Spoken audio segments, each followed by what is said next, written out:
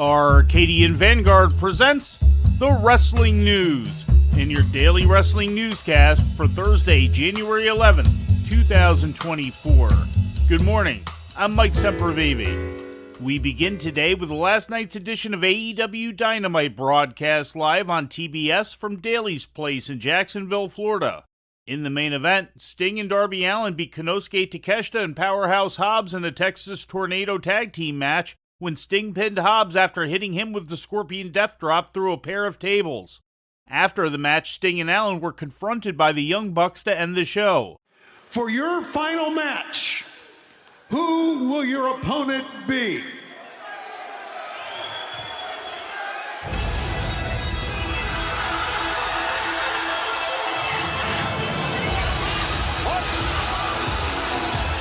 Is this the answer to that question, or merely an interruption?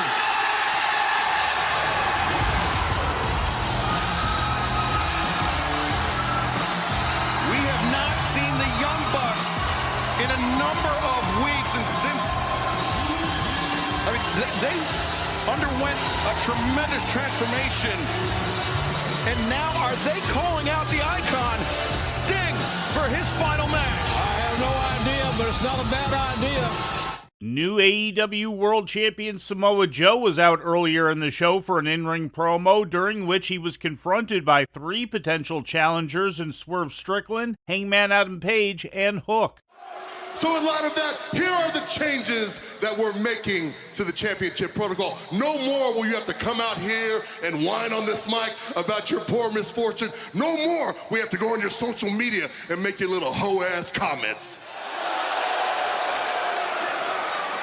Nah. You bring your record and your reputation, you submit it to the championship committee, and if you're deemed worthy, you get an express pass to walk that aisle right there, get in this ring, and have me stomp your ass out in front of everybody who's ever cheered for you. In an 8-man tag, Preston Vance, Orange Cassidy, Dustin Rhodes, and Adam Copeland defeated the Gates of Agony, Brian Cage, and Lance Archer. In other results, Adam Page beat Claudio Castagnoli in the opener, Roderick Strong topped Brian Keith, Anna Jay, Willow Nightingale, Chris Statlander, and Thunder Rosa went over Julia Hart, Ruby Soho, Saraya, and Sky Blue, and Sammy Guevara pinned Ricky Starks. Following the match, Guevara was attacked by Big Bill, but Chris Jericho made the save. In ratings news, last Tuesday's NXT drew a total audience of 722,000 to USA Network, according to WrestleNomics. That's down from last week's total audience of 768,000. In the key 18 to 49-year-old demographic, the rating was a .21, also down from last week's .25 key demo rating.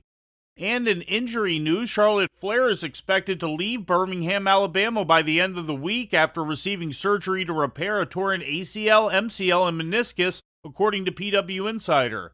It's now believed she would not be able to return to the ring until fall at the earliest. Flair sustained the injuries during a match against Asuka last month on the December 8th SmackDown. She's also believed to have suffered a strained neck.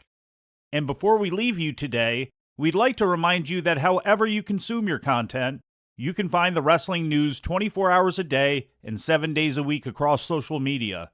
On Twitter, follow us at Wrestling News AV. Our Facebook page is also Wrestling News AV.